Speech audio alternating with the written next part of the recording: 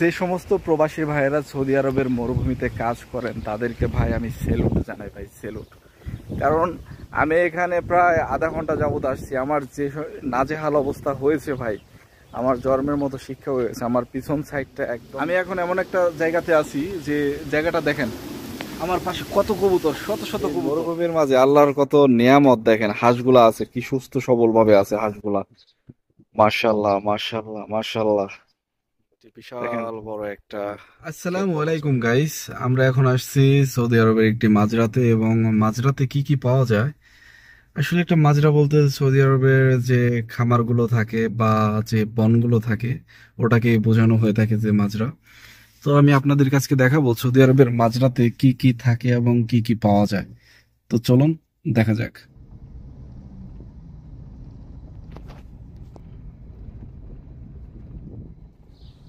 আসসালামু আলাইকুম, আমি এই মুহূর্তে মাজরার গেটটাকে অতিক্রম করলাম এবং ভিতরে প্রবেশ করতেছি।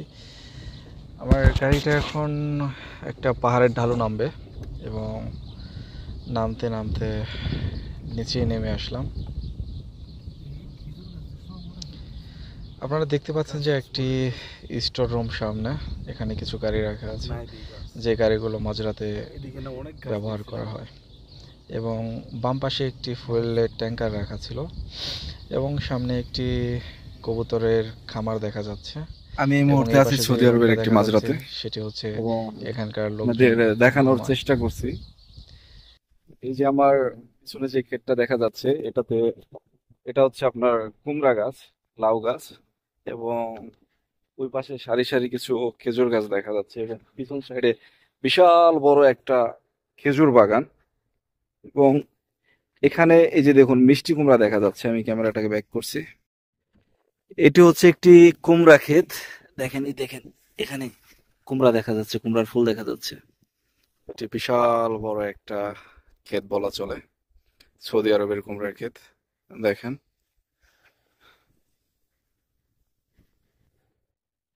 এখানে একটা খুবই চমৎকার একটা জিনিস দেখা গেছে, আপনাদেরকে দেখাই। এই হাঁস দেখেন, হাঁস মরুভূমির মাঝে হাঁস, দেখেন কি সুন্দর হাঁসগুলা। এই মরুভূমির মাঝে আল্লাহর কত নিয়ামত দেখেন, হাঁসগুলা আছে কি সুস্থ সবল ভাবে আছে হাঁসগুলা, মাশাআল্লাহ মাশাআল্লাহ মাশাআল্লাহ। দেখেন চারপাশে শুধু মরুভূমি, যেদিকে তাকাবেন বালু আর বালু, আর তাপমাত্রা তো এখানে ভাই 50 ডিগ্রির উপরে তাপমাত্রা, কিন্তু হাঁসগুলারে দেখেন মাশাআল্লাহ কি সুন্দর কি সুন্দর, মাশাআল্লাহ। এই যে হাঁসের জন্য পানি রাখা আছে এখানে, হাঁসের জন্য। এখানে প্রচুর শব্দ হচ্ছে বাতাসের, আমার ভয়েসটা ঠিক মতো ক্লিয়ার হবে না আমি জানি জানি। এখানে এই যে দেখেন ড্রেন করে রাখা আছে এসব জন্য, যাতে হাঁস এখানে গোসল করতে পারে এবং পানি খেতে পারে। আর মাশাআল্লাহ এই পাশেও হাঁস আছে, দেখা যাক। দেখেন দেখেন দেখেন দেখেন কি সুন্দর কি সুন্দর, মরুভূমিতে মরুভূমিতে হাঁস।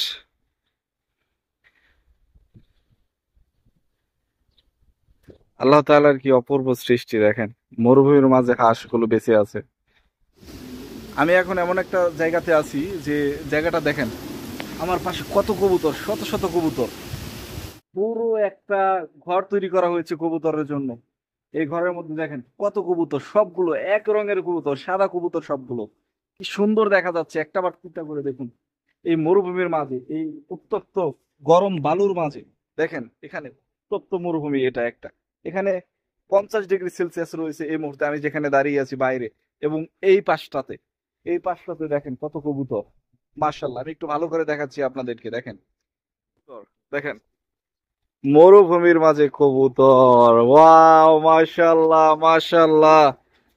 দেখেন কত কবুতর, কত কবুতর, শত শত কবুতর, সবগুলো একই কালার, সাদা রঙের কবুতর।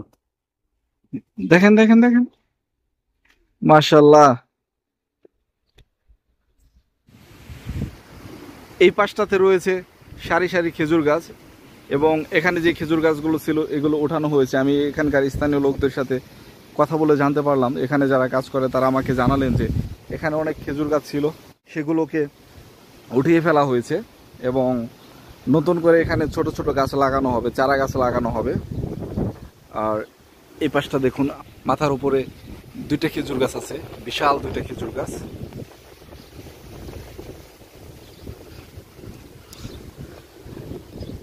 সব মিলিয়ে বৈচিত্র্যময় একটি পরিবেশ। এটা হলো মাজরা, সৌদি আরবের মাজরা, খুবই বৈচিত্র্যময়। এখানে দেখতে পাওয়া যায় হাঁস, দেখতে পাওয়া যায় কবুতর। সব মিলিয়ে প্রচণ্ড গরম, প্রচণ্ড গরমের মধ্যেও খেজুর গাছের নিচে আসলে বাতাসে আপনার কি বলে প্রাণটা জুড়িয়ে যাবে। আমি যেখানে আছি, যখন একটু রোদে যাই তখন প্রচণ্ড গরম লাগে, এবং যখন আমি খেজুর গাছের নিচে আসি তখন আসলে শরীরটা আমার শীতল হয়ে যায়। এখানে কিছু পাতিল রাখা আছে, যারা এখানে কাজ করেন, যারা এদিকে কাজ করেন তারা এটাতে রান্না বাড়া করেন। হাঁড়ি পাতিল রাখা আছে এখানে, এবং এ পাশে একটা পানির হাউস আছে, সম্ভবত তারা এখানে গোসল করেন এবং কাপড় চোপড় ধোয়ার কাজটা করেন। হ্যাঁ, এখানে একটি শার্ট এবং একটি প্যান্ট ভেজানো অবস্থায় আছে।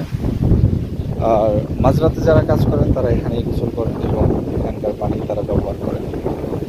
এখানে একটি টাঙ্কি রাখা আছে তাদের পানি পান করার, পাশে ড্রাম আছে।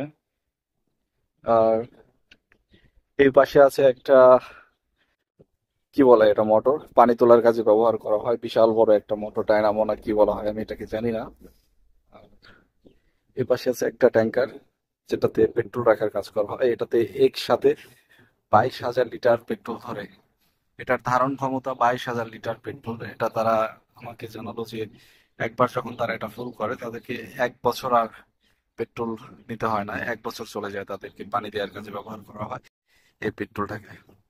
এই পাশে তাদের কৃষি যন্ত্রপাতি রাখা আছে, যারা মাঝরাতে কাজ করেন, বিশেষ করে যারা গম চাষ করেন। এটা বিশাল বড় একটা গাড়ি। আমরা পিছনে দেখতে পাচ্ছেন যে 2টা বিশাল বিশাল গাড়ি আছে, এগুলো গম চাষের জন্য ব্যবহার করা হয়। দেখেন কত বড় গাড়ি। এই গাড়িগুলো দিয়ে তারা মাঝরাতে তাদের জমিগুলোতে চাষবাস করে থাকেন, এবং তাদের মাঝরাতে যাওয়ার জন্য আরও ছোট ছোট গাড়ি আছে দেখাশোনা করার জন্য, যে এই গাড়িগুলো দিয়ে তারা মাঝরাতে যান। গম কাটার মেশিন এটা দিয়ে তারা গম কেটে থাকেন। এখন এটা ধুলো বালি পড়ে এটা বিকল অবস্থাতে আছে। যখন গম কাটার যখন সময় হবে তখন আবার তারা এটাকে সচল করে নেবেন। যে সমস্ত প্রবাসী ভাইয়েরা সৌদি আরবের মরুভূমিতে কাজ করেন তাদেরকে ভাই আমি সেলুট জানাই, ভাই সেলুট। কারণ আমি এখানে প্রায় আধা ঘন্টা যাবত আসছি, আমার যে নাজেহাল অবস্থা হয়েছে ভাই, আমার জন্মের মতো শিক্ষা হয়েছে। আমার পিছন সাইডটা একদম ঘেমে পুরো গোসল করে দিছি আমি। এত গরম আর এত তাপমাত্রা, এই দুর্বিষহ জাহান্নামের মরুভূমিতে আপনারা কিভাবে থাকেন ভাই বছরের পর বছর। আমি তো একটা খেজুর বাগানের মাঝরাতে আসছি, কিন্তু যারা উটের মাঝরাতে থাকেন, যারা ছাগলের মাঝরাতে থাকেন, যারা নাকি মাঝরাতে কাজ করেন, উটের কাজ বা ছাগলের কাজগুলো করেন ভাই, তাদের কথা কি বলবো ভাই। তাদের কথা বলতে গেলে এখন আমার চোখ দিয়ে পানি ঝরবে, পানি চলে আসবে। কারণ এই খেজুরের মাজরার থেকে উটের মাজরা আরো বেশি ভয়াবহ এবং বেশি তাপমাত্রা। কি বলো দাদু? ঠিক আছে। উটের মাজরায় যারা কাজ করে তাদের আসলে কিরকম দিন যায়, তাদের আসলে কষ্টটা কিরকম? অনেক কষ্ট। সকালবেলায় বের হয়, ফির সন্ধ্যাবেলা আসে বাসায়। আর এর মধ্যে কারেন্ট নাই, ফ্যান নাই, কোনো এসি নাই। তাপমাত্রা কি অবস্থা, পানি কি গরম পানি, এই গরম পানিতে গোসল করতে হয়। উফ, আসলে যারা মাঝরাতে কাজ করেন, আমি এমনও শুনছি যে তারা 2 দিন 3 দিন পর পর গোসল করেন, কারণ এখানে পর্যাপ্ত পরিমাণে পানি নাই। যারা উটের মাঝরাতে কাজ করেন বা ছাগলের মাঝরাতে কাজ করেন, এমনকি এমনও হয় যে 7-10 দিন চলে যায়, তারপরে তারা ঠিকমতো গোসল করতে পারেন না। আর সেখানে পানি পান করার পানির কথা আর কি বলবো, খুবই ভয়াবহ অবস্থা।